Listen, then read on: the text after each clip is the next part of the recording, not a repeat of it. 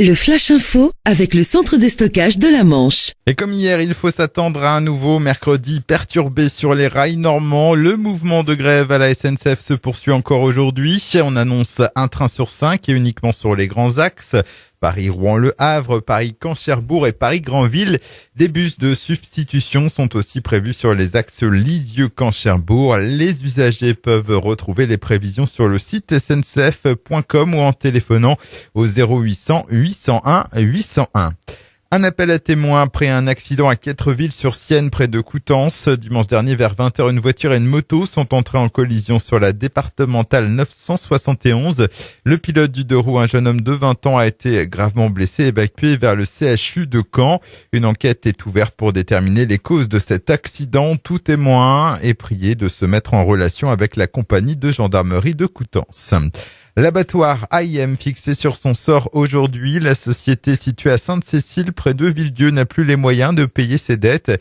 Hier, après une première audience, le tribunal de commerce de Rouen a mis sa décision en délibéré. Deux solutions sont possibles. Soit l'abattoir est mis en redressement judiciaire, soit le tribunal prononce une liquidation de la société. AIM emploie 226 personnes dans la Manche.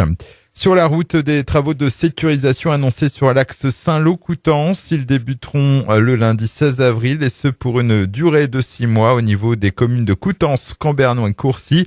Des perturbations sont donc à prévoir sur ce qui est la troisième route la plus fréquentée de la Manche avec près de 13 500 véhicules chaque jour.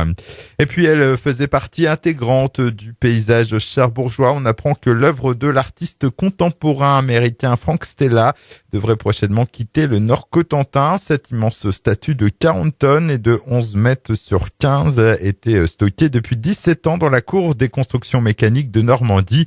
À l'origine, la sculpture devait être installée à Miami en Floride, à proximité d'un stade de baseball en bord de mer.